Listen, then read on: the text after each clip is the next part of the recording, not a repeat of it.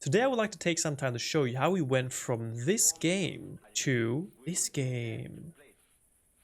So this is a version from summer of 2022, before our Kickstarter was even launched, before most people, or basically anyone, had any idea what Ground of Aces was.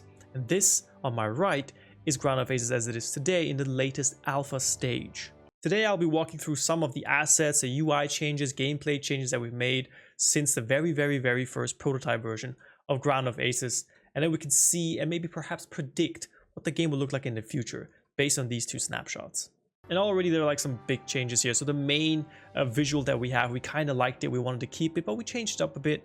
We changed the Ground of Aces to a more an official logo version, and we also changed three main characters to kind of adapt to the art style that we're going for, which is the Franco-Belgian bande dessinée art style. So as we dive into the game, you'll also see that although the mission briefing is very similar, we have changed it up a bit. The information written down here are largely the same. The maps are a little bit different, both in the coloration, the art style, but also in the layout, so as we'll see as soon as I start the game. So this very old pre-prototype version kind of zooms us in. There's like this storytelling where it zooms you into Staffordshire, England. The base is already there, there's a runway already there, there's a plane already there, which is something that we do not have in the alpha version. The alpha version sets you straight into the game with a tutorial that you can slide through. And then there you have it. All you have are just like these broken houses, a couple of resources, and an able-bodied crew. So maybe to paint a picture and give you a setting as to why this game here, this old version, was required to create this newer alpha version that we have here. So this version here is what we call a tech demo. And a tech demo is essentially, in many ways, it's a proof of concept.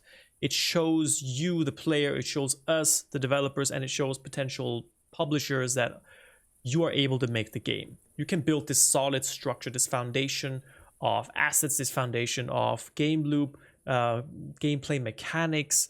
You have the genre set right, so the foundations of a game is there. At the end of the gameplay, you're able to say that, okay, we know you have the skills to create this, which means you're also able to create this ultimately. So once you have that solid foundation of the basics of the game, everything you do is basically you build around that, right, and improve on that. So this here, this tech demo is actually a very important step in game development. So straight off the bat, you can see that there are some huge visual differences between these two. You'll notice that this luscious green area is just an area, a flat area of green, right?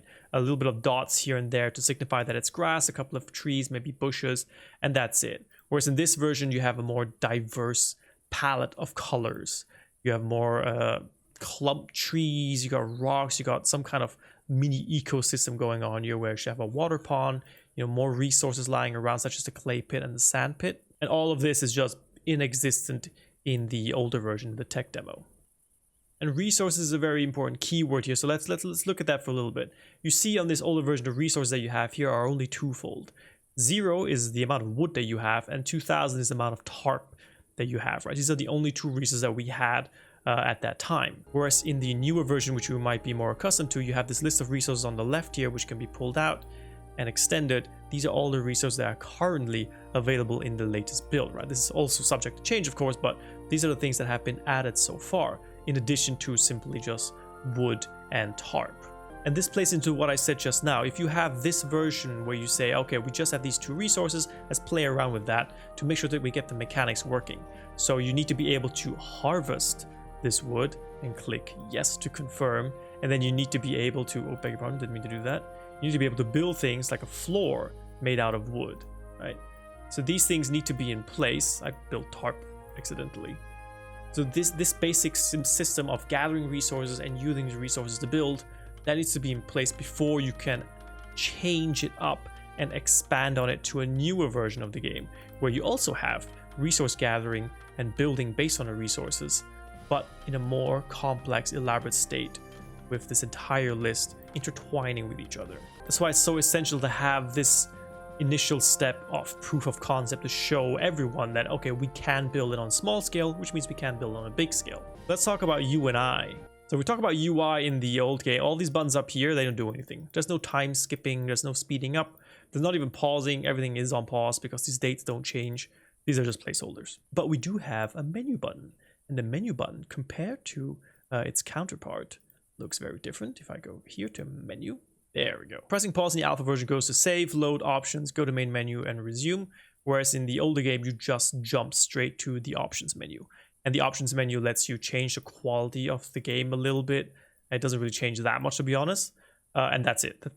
And the volume change. Everything else is just, it doesn't do anything. So there's this huge jump there in what you can actually do, and now you can save the game. That's a huge step. But the options menu, functionality-wise, is basically the same. Changing up the qualities a little bit.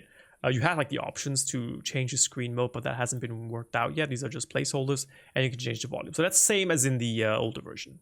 On the more important UI things, everything down here has always been a very big eyesore to me. Like, I remember this game, I remember playing it in this state, and these icons were things that I was never a fan of, because these are just iconic representations of the asset itself, right? But when compared to the alpha version, you have the assets that are actually here as a 3D model, right? You hover over these things, they give you an explanation, the numbers go red if you don't have the resources to build it, and it also shows you what these assets actually do in terms of interacting with the characters in the game. So here, for instance, you would have the influence on everyone, confidence, mood, energy, influences. Whereas in the older version, you just have these iconic representations, and although it's understandable what it is, it's just a lot easier on the eye if you can see exactly what it is and not what it represents. These two buttons here in new versions have been moved up. This is the radio menu, which doesn't do anything here, nor does it in the alpha. And then you have the list of characters menu, which is very different in the new version. So your list of personnel used to look like this, and now looks like this. So here you have a fully functioning table where you can prioritize and deprioritize certain tasks, push them up and down depending on their importance, right? And that concept, this elaborate concept, which is here, already existed here, but these are just placeholders. You can change these numbers, but the numbers don't do anything, right? You can't move these things around. And again, just to repeat what I said, this was just a proof of concept. Are we able to create this? And the answer was yes, we were able to create this and turn it into this, a more elaborate system of interconnected resource management things, which we even managed to turn into an actual working schedule where you can tell people, okay, this is where you sleep, this is where you work, and this is where you can relax, right? Which I think is a huge jump when you compare these two directly. Speaking of comparing directly, the UI down here, I think one of the biggest changes was the coloration. The coloration, in my mind, helps me group things much easier. You ultimately still end up looking at the icons and reading the words beneath here. So the words like building, props, function areas, that helps me interpret the context a lot faster, right? And these are things that really small things that maybe you as a player don't notice or appreciate, or I don't know what, but these are like very subtle things that as a game developer, you need to decide, okay, what is actually the best course of action here? And I think adding descriptions, words, and colors help change things up a lot. Building used to be very, very fast. Like these tarp structures used to be built very, very fast. And these are also small things that you have to tweak as you build your game, right? Decide how many seconds does it take to build tarp. And then we have the animations now. You also have a bar that tells you how quickly or how long it's going to take before something is finished building, things that weren't in place here yet. So when it comes to UI, the character UI is now very different. So you have this beautiful face here, hand-drawn by our artist, David Gibbs, and you have these 4 elements here, which are all kind of intertwined into each other depending on how you play the game. Your character reacts to certain things that happen around here. These numbers go up and down. Whereas in the tech demo, you have the same basic logic of a window that pops up. You got a name, you got a picture. The art style is very different. The writing is different. This entire window is different. These buttons here are all placeholders. They don't do anything at all. Not even the close button does anything. And these numbers here also don't do anything. So that you see that the mood is going up slightly, but that it's just programmed to go up. It doesn't actually do anything. It's not interacting with the world around it, right? And these characters now, all of these buttons, they do something, and you can interact with them. You can tell them to go do something somewhere. And in the older version, that's just not possible. You cannot tell the characters to do stuff. Let's try building a couple of things. I don't think I can build a wall around this structure. So stacking walls on floors isn't a thing that existed yet in this version. To get back to my initial point, the goal of this tech demo, this old version here, was to show that, okay, you can build these things, and although you cannot combine the floor with the wall in this version of the game, because we have the skill to build these, we were able to build this game, which turned out a lot nicer. So I hope this video gives you some kind of idea into the trajectory of the game, It says, okay, this was what it was in summer of 2022, this prototype. 2 years later, we've turned it into a game that looks like this. A lot more functions, a lot more beautiful, a lot more, diverse options of gameplay. These characters look completely different. We got planes in here now that actually do something. We have turned it into something playable, and it's just an alpha. So if the jump from 2 years ago was this thing to this here, then it's safe to say that the game can only grow a lot more.